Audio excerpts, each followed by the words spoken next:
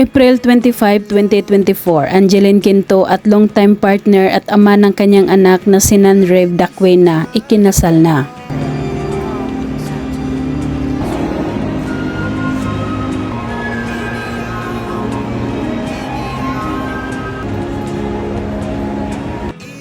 Idinaos ang kasal sa Quiapo Church kung saan nakalakihan ni Angeline na laging nagsisimba doon.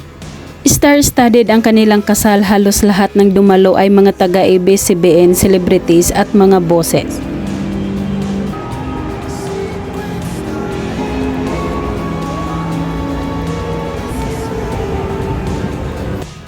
Isa na dumalo ay si Eric Santos at siya pa ang may dala ng wedding ring. Sinundan naman ito ni Sarah Geronimo.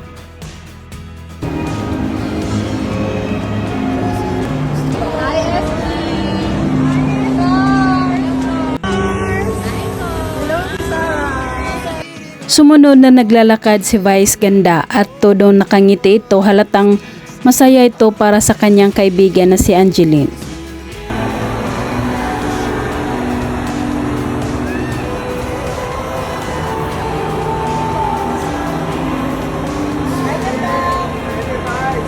At ang inabangan ng lahat ang dahan-dahang pagpasok ng bride sa loob ng simbahan.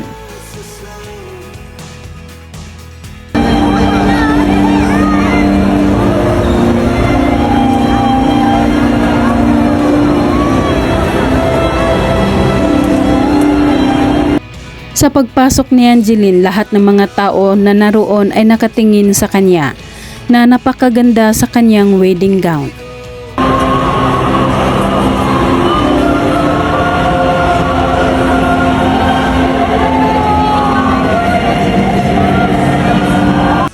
Sa kalagitnaan ng simbahan, nag-aabang na ang anak niyang si Selvio para sabay sila ng mami niya na maglakad papuntang altar.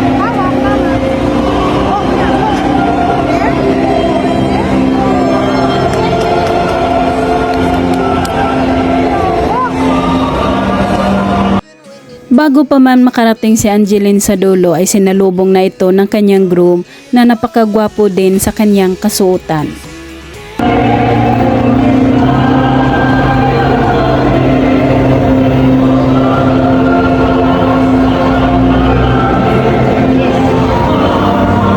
Sa altar, unang nagbigay ng kanyang wedding vows si Angeline Quinto na nagpapasalamat ito sa kanyang asawa.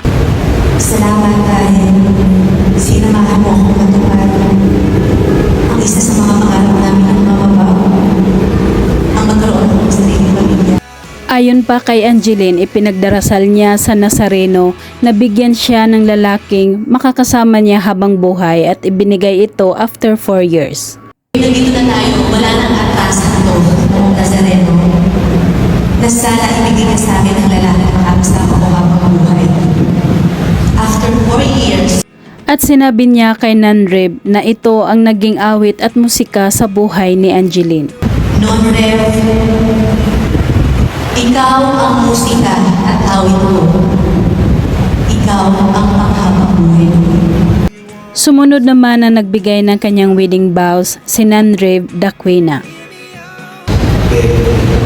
Pinapangako ko sa iyo na magiging asawa ko sa iyo at mabuting ama sa ating mga anak. Pagkatapos ng seremonya, sinabi ng pare kay Nanrev na alam na daw nito ang susunod na gagawin. Alam mo nang gagawin mo. Ibinaw is the bride.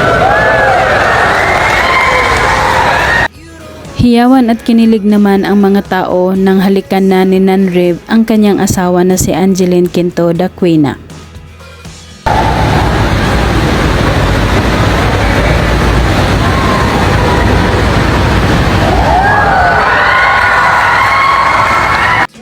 Nagkaroon naman ng photoshoot ang lahat ng kanilang mga sponsor sa kasal.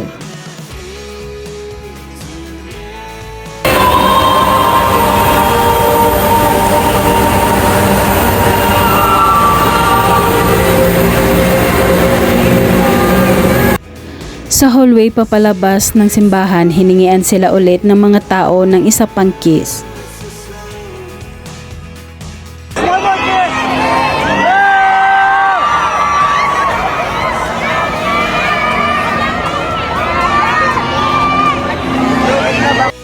Sa kanilang wedding reception, inumpisahan ang programa sa dance performance ng bagong kasal.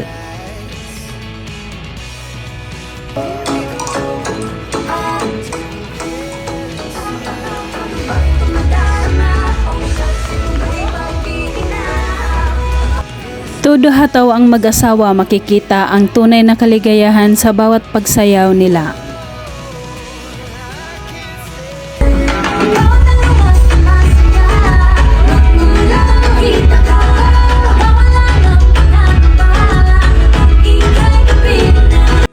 Pinapalakpakan sila at humanga ang marami sa kanilang unang dance performance.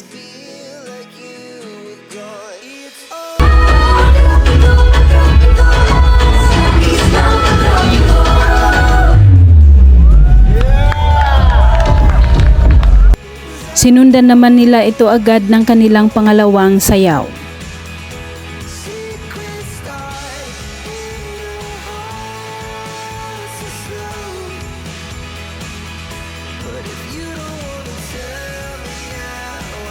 Pagkatapos ng kanilang dance performance, nag-slice ng cake naman ang mag-asawa. It is a public display that they are willing to share everything, including their food and drink, for the rest of their lives.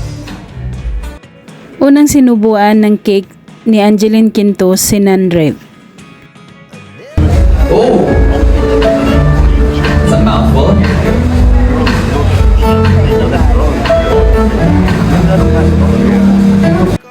At sumunod naman si Angeline Quinto na sinubuan ng cake ng asawa.